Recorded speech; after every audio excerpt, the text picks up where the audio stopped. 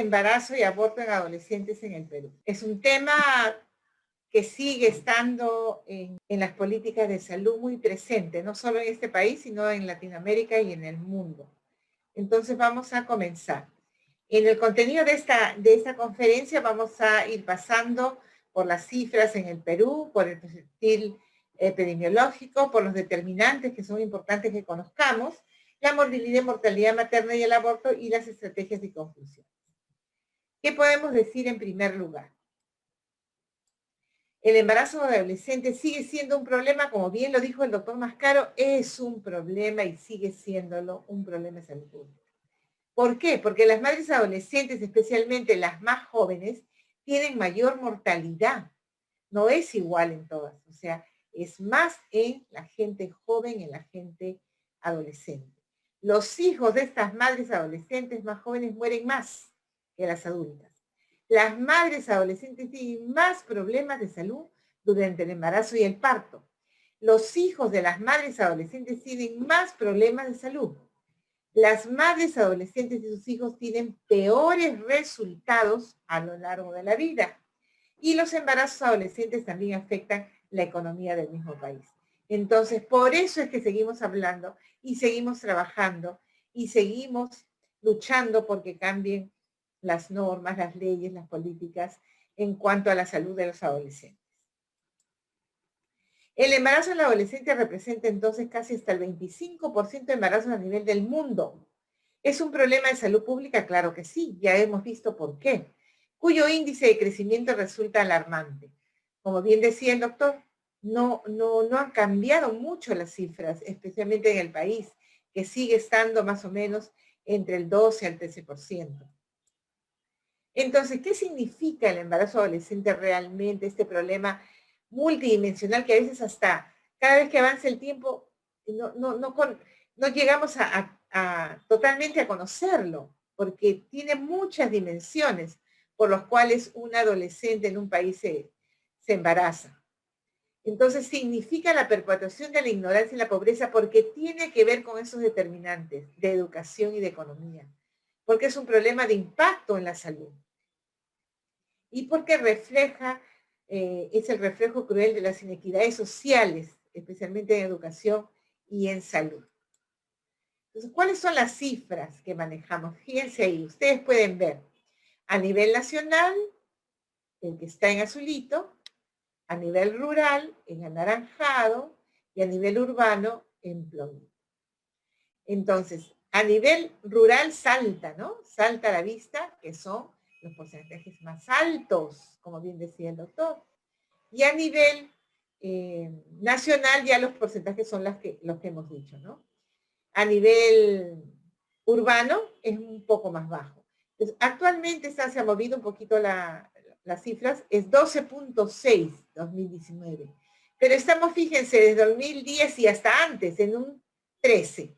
13.4, 12.5, 2012 12.6 y así. No salimos de ese porcentaje. Pero ¿cuál es lo alarmante aquí? Que en la zona rural aumenta muchísimo cada vez. Entonces, ¿cuál es la fotografía en nuestro país?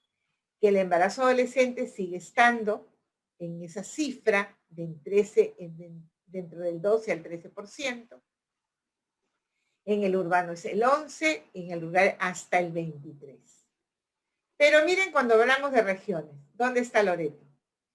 Loreto 2017, 30.4. Loreto 2018, 32. De 100 adolescentes, 32 estuvieron embarazadas en el 2018. Es una cifra altísima, altísima. Entonces, esto que ustedes ven aquí, todo lo que está en rojo, está diciéndonos cuál es el perfil, cuáles son los determinantes que existen en el embarazo adolescente. ¿Qué dimensiones tienen? Social, definitivamente, y de educación, porque son las regiones donde hay mayor población, donde necesitan mayores recursos y a veces la educación no llega a la plenitud que necesitaríamos para que los adolescentes puedan cuidarse y ser responsable de su sexualidad. Entonces, en el 2018 se registraron 2.325 nacimientos, 2.325 entre madres de 12 a 14. 12 a 14, son unas niñas. Loreto 32, San Martín 23, Amazonas 21, Ucayali 20, Cajamarca el 20%. Y acá fíjense, en cuanto al número de adolescentes de 12 a 17 atendidas en enero a septiembre. Aquí vamos a ver una baja, pero una baja ¿por qué? Por la epidemia del coronavirus, por la pandemia. En enero, 3.615, este es 2019, el azulito, el anaranjado 2020. Estamos 3.000, y comienza a bajar. En marzo, abril, mayo, junio, en julio, las atenciones comienzan a reanudarse y comienza la atención en los servicios de salud, el mayor acceso, y comienza un poquito a ir subiendo hacia septiembre y actualmente seguimos atendiendo también, pero con todas las restricciones por la pandemia que no se da realmente una atención del todo completo a la gestante adolescente. Y tiene mucho que ver que la gestante adolescente venga a los controles, porque la atención tiene que ser diferenciada y de calidad para no terminar con problemas de morbilidad y mortalidad en la adolescente embarazada. Entonces, volvemos a repetir, ¿cuál es nuestra realidad para aquellas personas que piensan que estamos bien, que estamos saliendo de la pobreza? La realidad es que el embarazo adolescente existe en nuestro país y sigue estando igual hace casi 30 años, como bien decía el doctor Mascaro. Y nuestra realidad es que se embarazan las más pobres, la que tiene menos escolaridad y de las zonas rurales. Entonces, ese es el perfil, menor educación. ¿Por qué? Porque interrumpen los estudios, se embarazan y dejan de estudiar. Son pobres a nivel familiar y comunitario, viven en contextos rurales y urbanos marginales. Acuérdense que en Lima hay muchos lugares urbanos marginales. Indígenas en nuestra población también hay. Solteras o convivientes también pueden ser. Parejas adultas, aunque esa tendencia ha ido cambiando en los últimos años. Ya se están viendo parejas de adolescentes con adolescentes. Embarazada de 14 años con la pareja de 14 años también. Alojadas todas en las casas de las parejas, salen de su hogar materno. No usan métodos anticonceptivos, especialmente en la primera relación, no usan nada.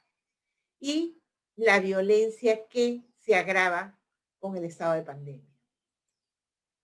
En lo biológico se observa descenso de la edad de la menarquia, cada vez la menarquia se está acercando más por debajo de los 12 años, el inicio de relaciones sexuales es muy temprano, a veces en los 10, 11, 12 años, la madurez psicosocial retrasada tiende a desplazarse a edades más avanzadas debido al largo proceso de preparación que requiere un adolescente para valerse por sí misma. Entonces acá están vulnerables porque no pueden hacer frente a los problemas que ellas enfrentan.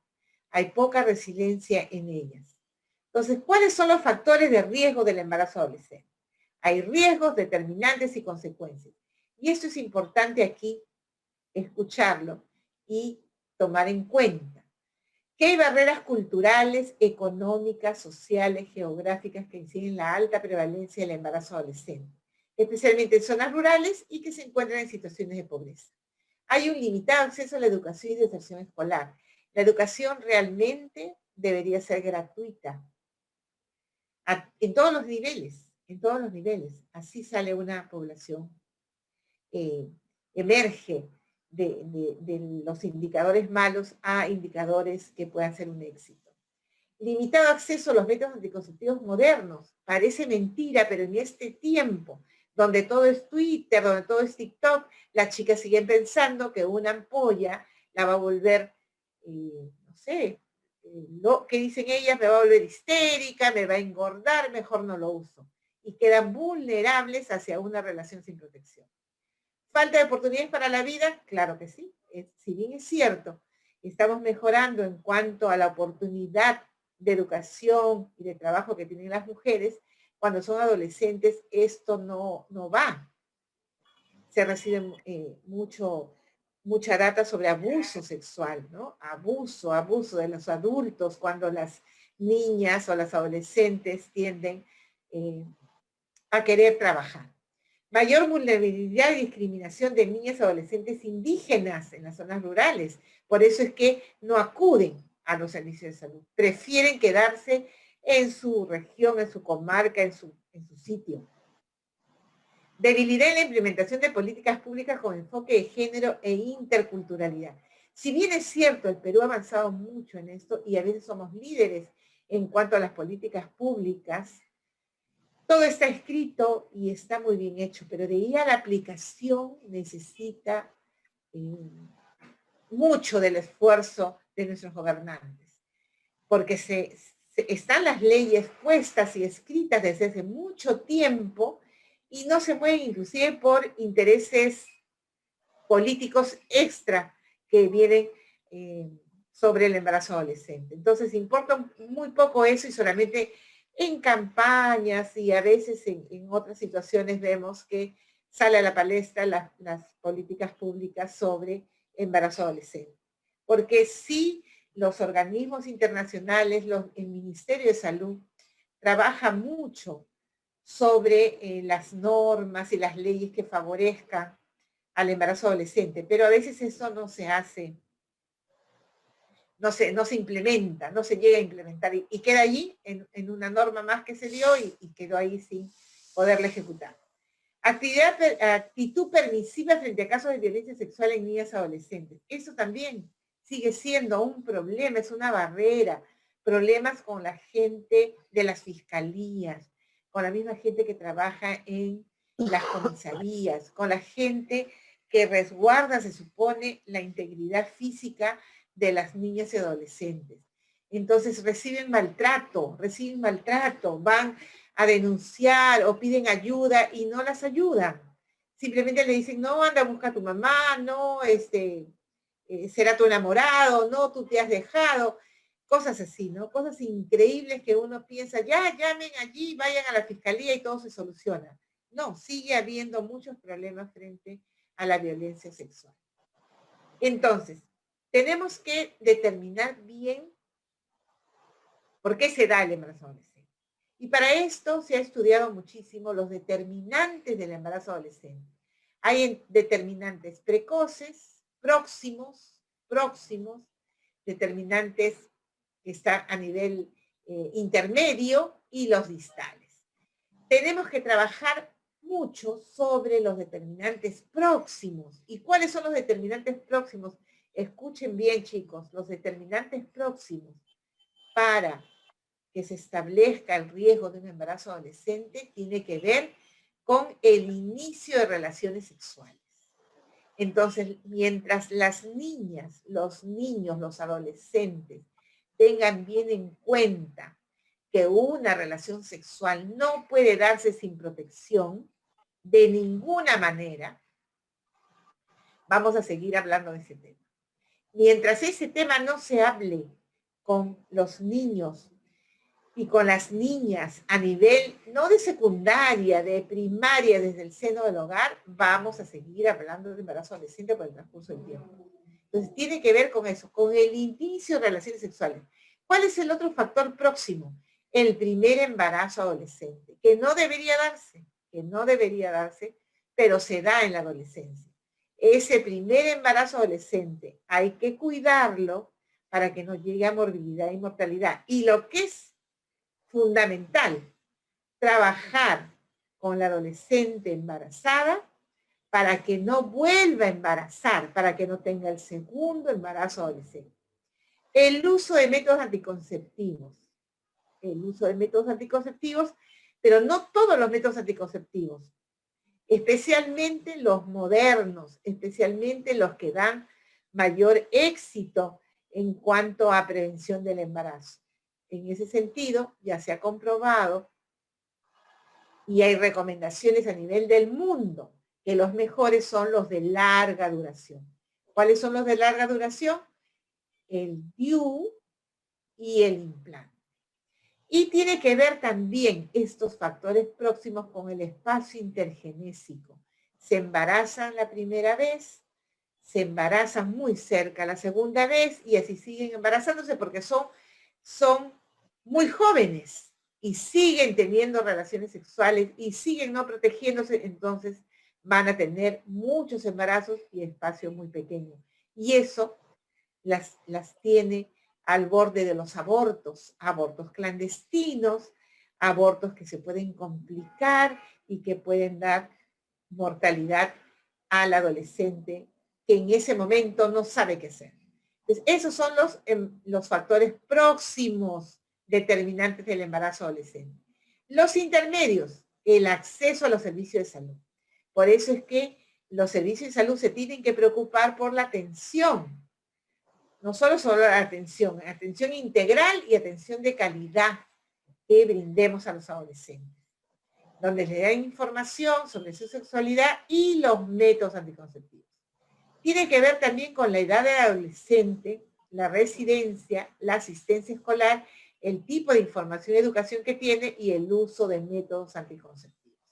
Tiene que ver en los intermedios con la condición social de la madre, la escolaridad a la edad del nacimiento del primer hijo, porque ahí se quedan, no vuelven a estudiar, el número de hijos y el tipo de unión. Y tiene que ver con el estrato económico del clima educativo familiar, el acceso a ahora cable, internet y todo eso. Esos tienen que ver también son los intermedios, acceso a los servicios de salud, condiciones sociales de la madre y de la niña, el estado de escolaridad, el estrato socioeconómico, el clima educativo de la familia y la residencia y la asistencia escolar. Y el uso de los mismos métodos de nuevo. Y los distales, ¿cuáles son? Los contextos que están por fuera de la familia. Contexto social, acá viene la pobreza, no avanzamos si sigue habiendo pobreza porque hay inequidad en el acceso y estratificación por género, perteneciendo a etnias y violencia sexual. Siempre un contexto de pobreza nos va a traer iniquidades. El contexto institucional, disponibilidad de políticas y programas públicos en salud sexual y reproductiva. Las características individuales, los proyectos de vida, identidad, autoestima, ocupación. Si desde los próximos no hemos trabajado, no vamos a llegar acá a los proyectos de vida. El contexto cultural, patrones culturales de la comunidad, que es muy difícil de cambiar, pero se tiene que llegar a ejercer equidades y justicia en todos los patrones culturales de la comunidad. Y el contexto del hogar propio, volvemos a incidir, trabajemos en los factores próximos y uno de los fundamentales es la familia, el tipo de parentalidad, fecundidad en la adolescencia en la familia, abuso sexual, acuérdense que siempre el agresor está cerca, la agresión física familiar, la supervisión de padres, el nivel de la comunicación entre padre y madre, hacinamiento, ¿por qué? Porque las chicas quieren salir de un contexto de hogar que sea adverso. Y eso se aprovechan muchos adultos que no buscan ayudarlas, sino más bien abusar de ellas. Entonces, las consecuencias sobre la educación hemos visto que están en los factores próximos, en los factores intermedios y en los factores distales.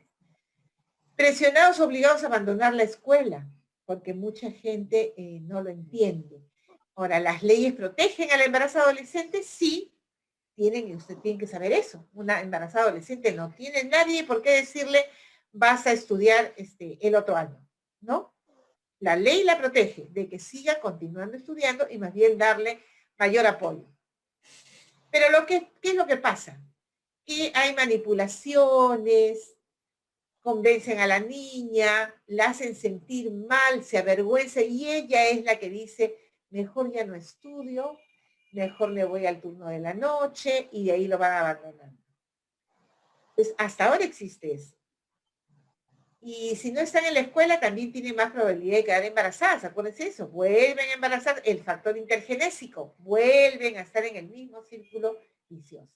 Peligro en el progreso de su desarrollo personal y oportunidades de la vida. Si no estudian, si no terminan la secundaria, no van a tener oportunidad para seguir desarrollándose, seguir avanzando, trabajar y cuidar de su bebé.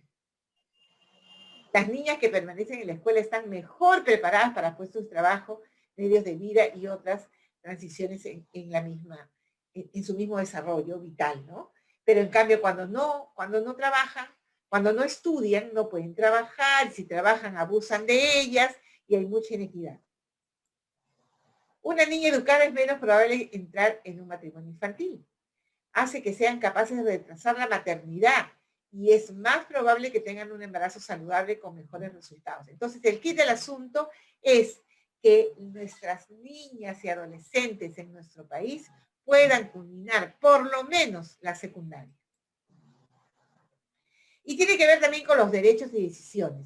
El embarazo en adolescente no es el resultado de una elección deliberada a esta edad. Por supuesto que no. Nadie de las adolescentes quiere estar embarazada. Bueno, casi nadie, porque hay un factor muy pequeño, un porcentaje muy pequeño de que sí. A menudo tienen poco que decidir sobre las decisiones que afectan su vida, porque no les enseñan a decidir, porque mientras menos estudien, van a ser menos fuertes hacia las adversidades, van a tener menos resiliencia, menos autoestima y no van a poder hacer frente a eso. Entonces, por el contrario, el embarazo precoz es una consecuencia del poco o ningún acceso a la escuela, información o asistente sanitaria. Ahora, casi todas estudian, eso sí es verdad, casi todas estudian, pero no tienen los mejores conceptos o la mejor asimilación sobre esta educación en donde ellas van o intervienen. O sea, saben poco de sus derechos, no saben tomar decisiones, son muy manejables por adultos que quieren sobrepasarse, ¿no? Entonces hay que hacer un cambio también en la educación. Esa educación no puede ser tan tradicional, tiene que ser una educación más personalizada, más que vaya a la niña y al adolescente a poder crecer, a poder tener habilidades sociales que le permitan salir adelante en un país como el nuestro, donde todavía hay muchas cosas que mejorar en cuanto a la educación de los niños y adolescentes. Bueno, y ahora vemos la morbilidad. Entonces, por fin, ya se embarazó. Pero, ¿por qué va a ser diferente? Dicen muchos, ¿no? Es igual que un embarazo adulto. No, no es igual. Las consecuencias son peores, a veces fatales. ¿Hay morbilidad en el embarazo, parto y puerperio de adolescentes? Sí.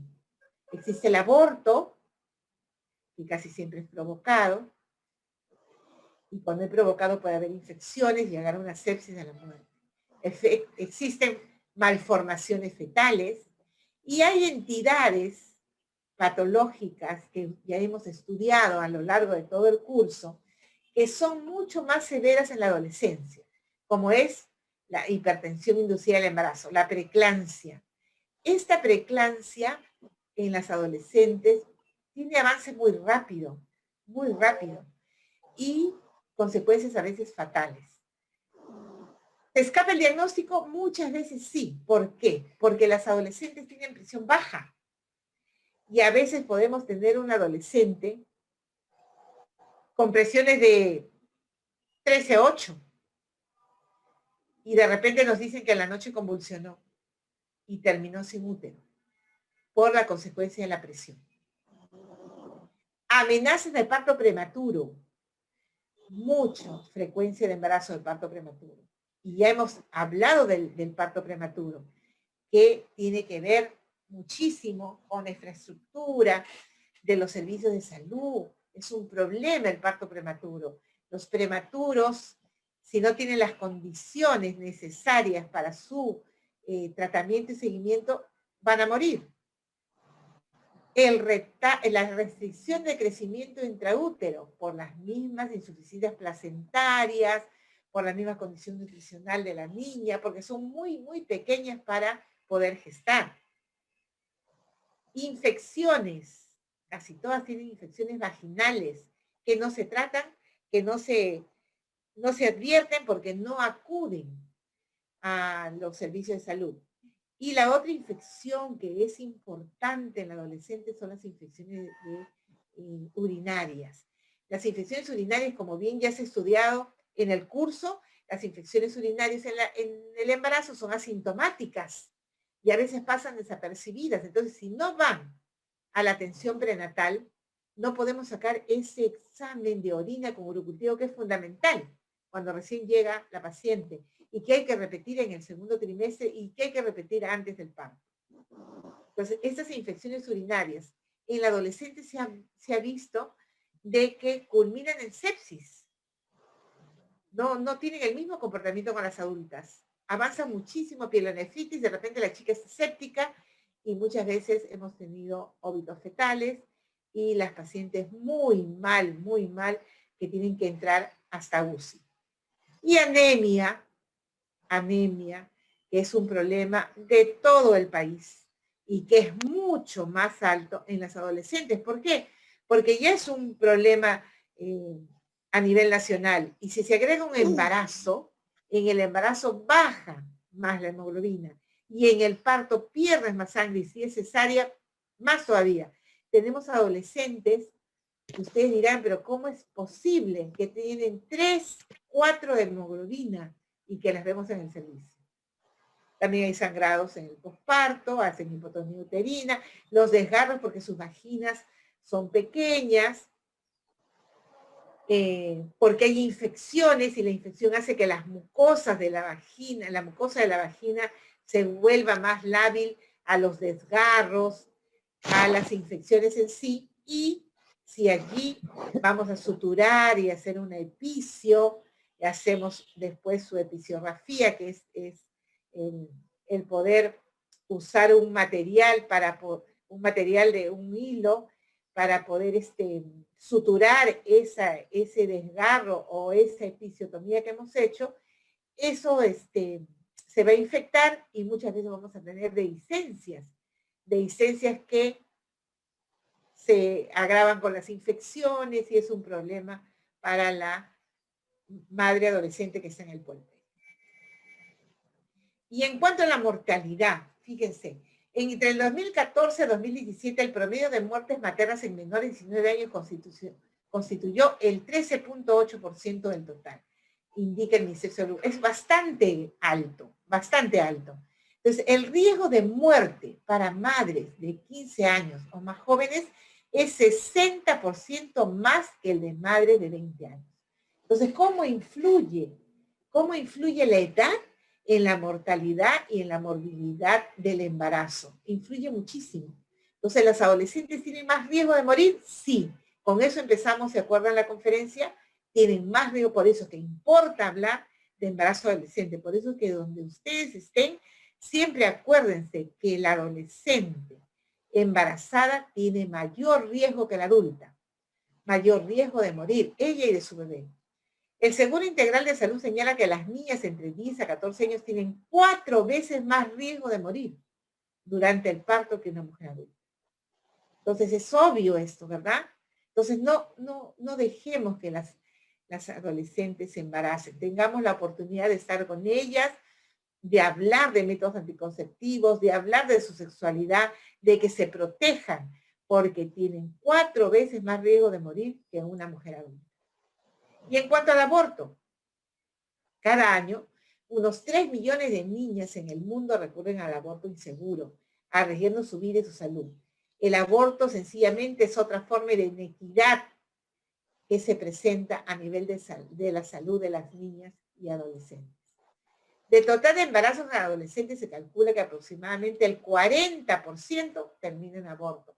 ¿Clandestino? Claro que sí, porque en el Perú el aborto no es permitido, salvo que sea un aborto terapéutico, una interrupción voluntaria del embarazo por un problema que agrave la salud de la madre y que ya tiene una ley que aprueba esto.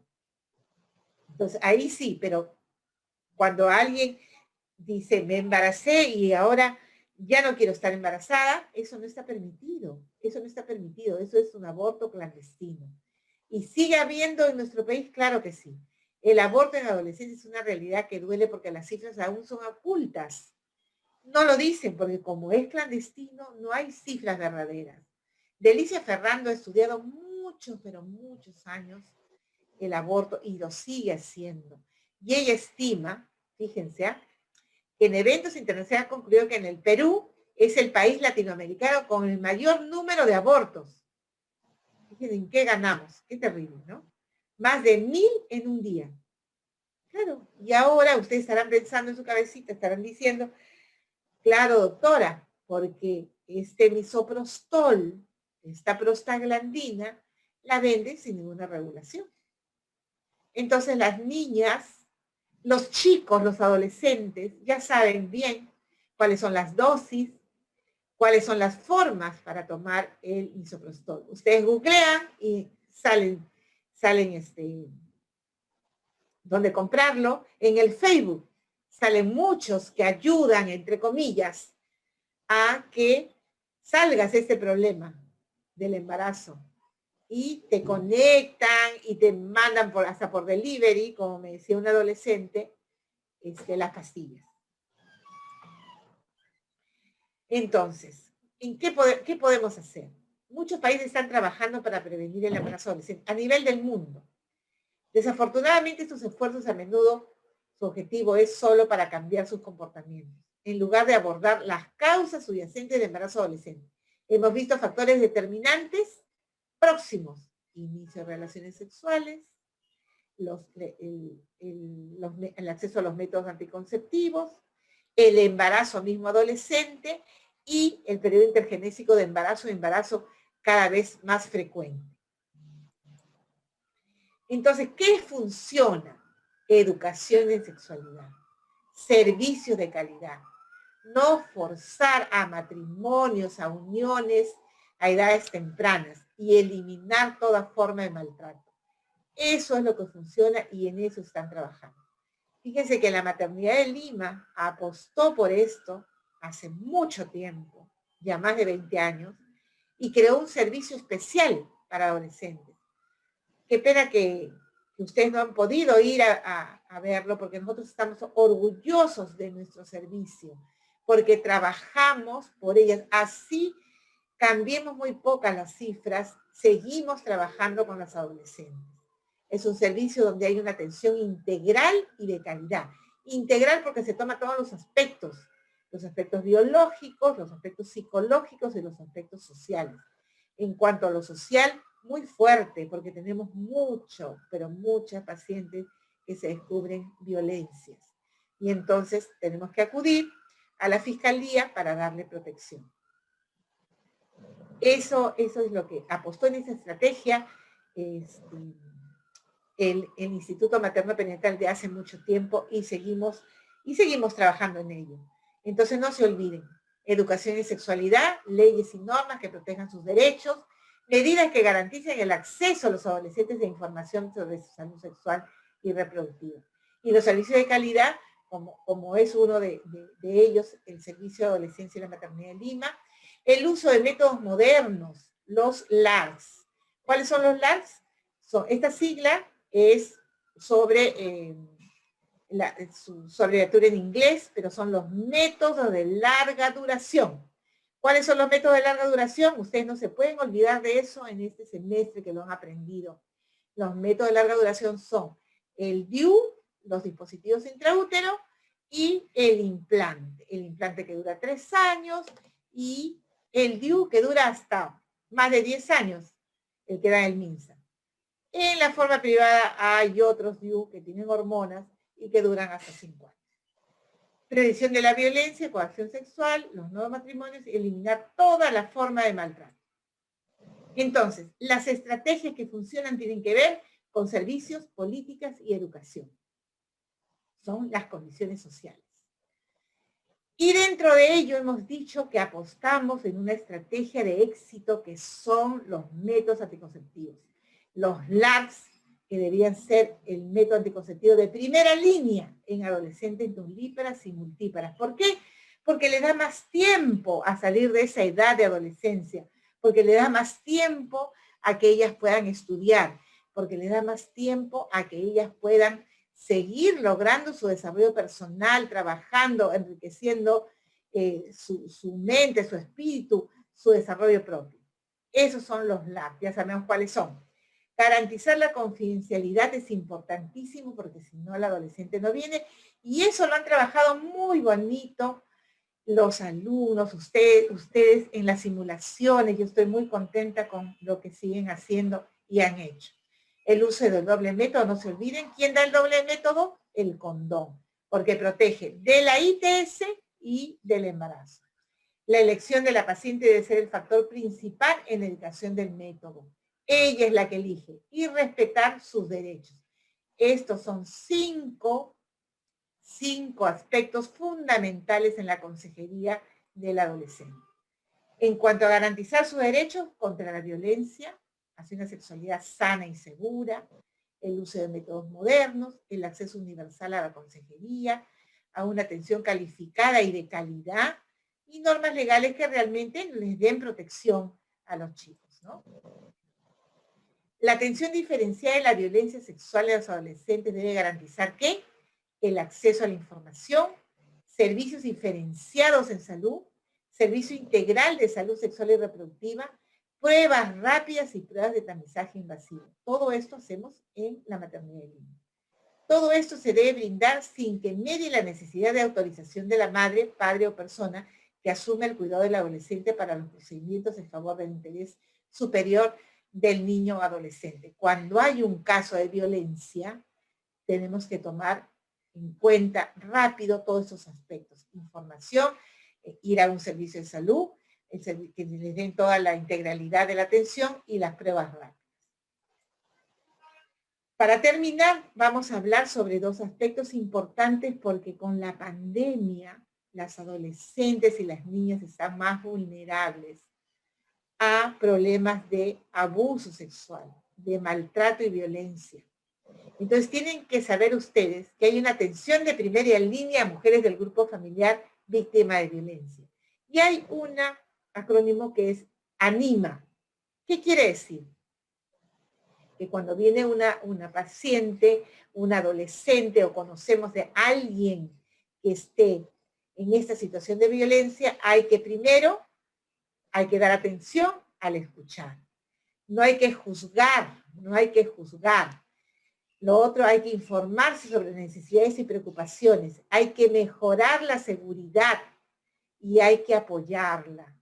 No dejemos solas a las niñas o adolescentes que piden ayuda, por favor. Acuérdense de la ANIMA. Atención al escuchar, hay que escucharlas. ¿Por qué pensar? Antes de escucharlas ya está pensando que es mentira, que es un enamorado, que se ha fugado, qué sé yo. Entonces, atención al escuchar, no juzgar, informarse sobre las necesidades y preocupaciones, mejorar la seguridad y apoyar.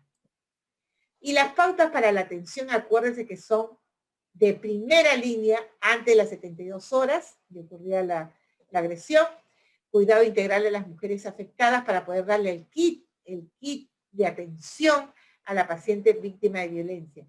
Pero después de las 72 horas también se puede denunciar y seguir con la atención del adolescente. Pero es fundamental dentro de las 72 horas hacer la atención oportuna de la víctima de violencia.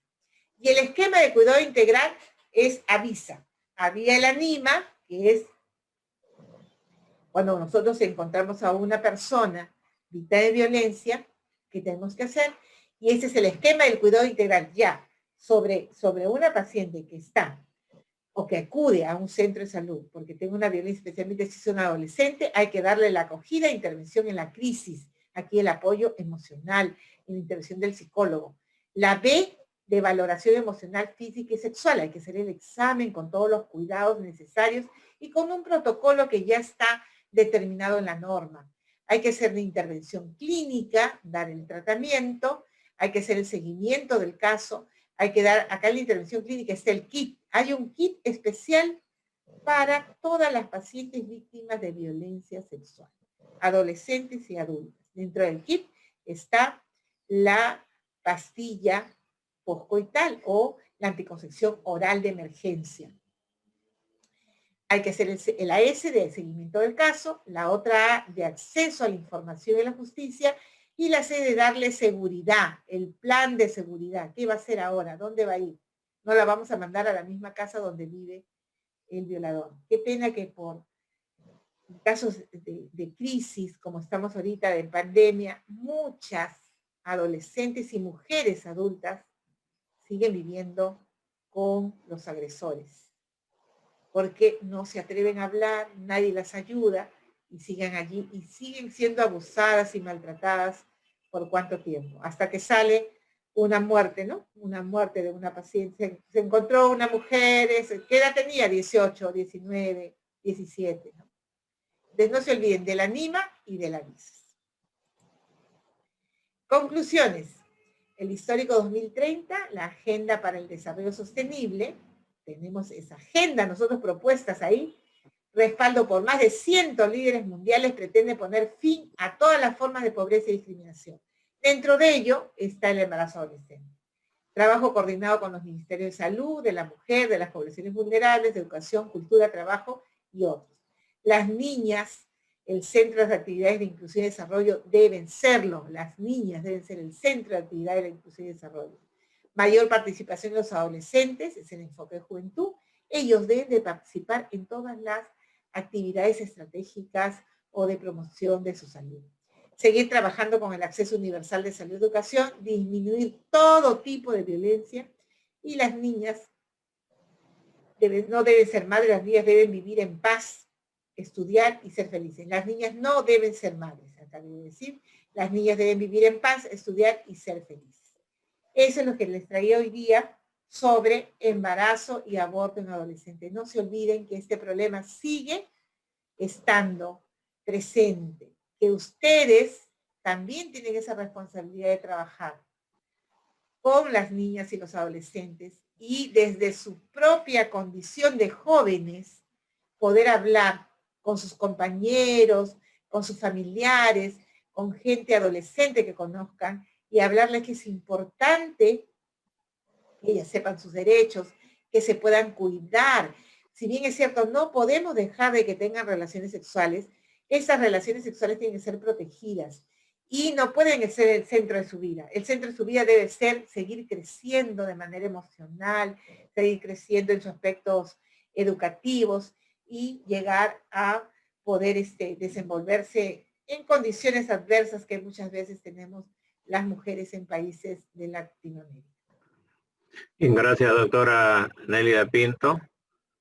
A ver si tenemos algunas preguntas de manera directa por parte de los señores estudiantes y quienes no quieran hacerlo de manera directa a través del chat.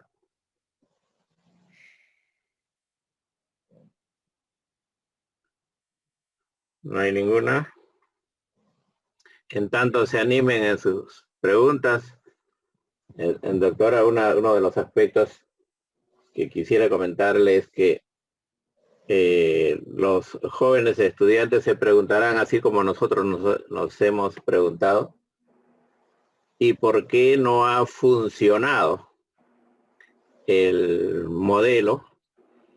¿Por qué no hemos mejorado sustantivamente los indicadores a lo largo de estos 20 o 25 años en que se viene trabajando? Con el liderazgo del Instituto Nacional Materno Perinatal y un grupo de destacados profesionales se ha trabajado.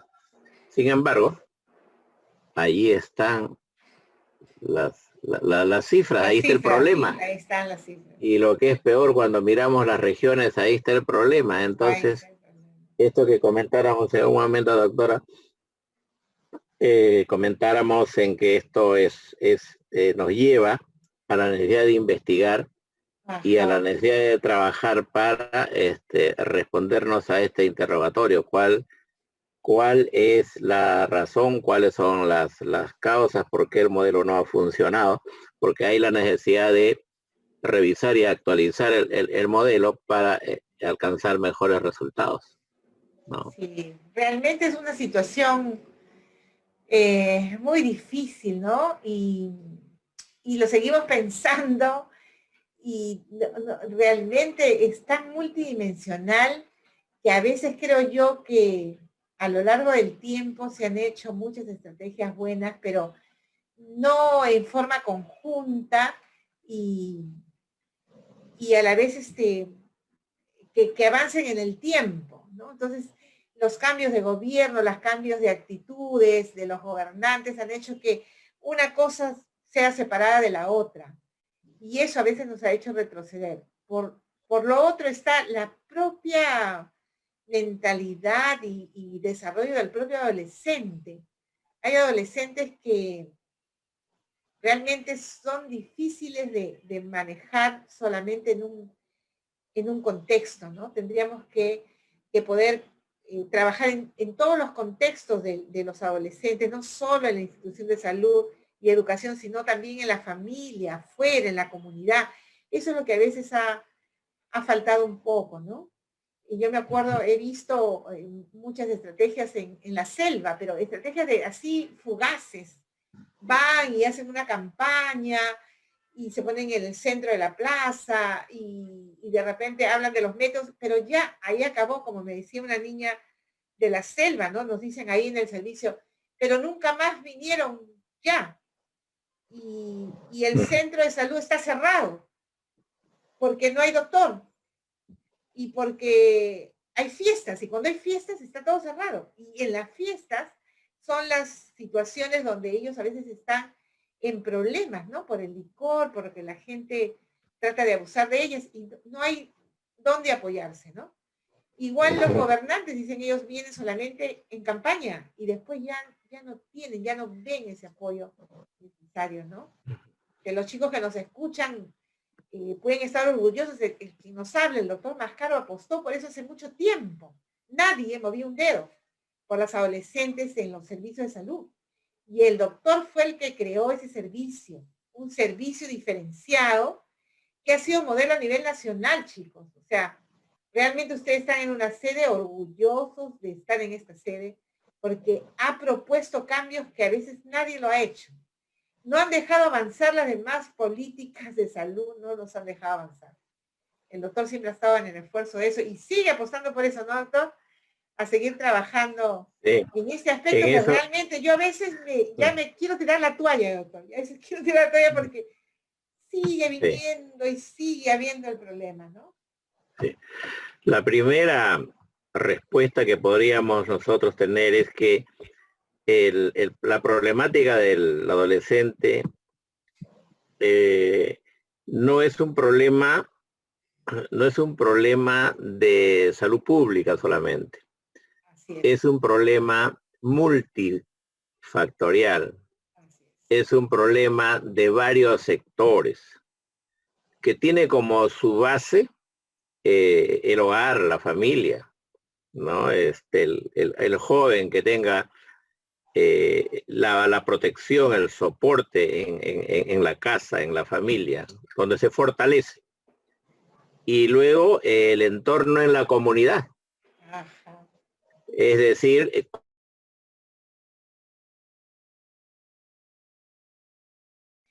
ahora, hemos visto un poquito de diferencia en los últimos años. Ahora, con la pandemia, claro, se malogró todo. Pero en los últimos años estábamos viendo un poquito que las niñas ya están llegando, algunas, en el primer trimestre. Y eso es gracias a la educación en sexualidad. Porque la que menos llega entre el segundo y tercero, ¿por qué? Porque ocultan el embarazo. Entonces no quieren que nadie se entere y ellas también bloquean su mente, ven que su barriga crece, pero dicen, no, no es nada. Y ya llegan casi, algunas hasta para dar a luz nada más. Entonces, eso depende de la educación y de la accesibilidad y confianza que tengan los adolescentes con los servicios de salud para poder venir temprano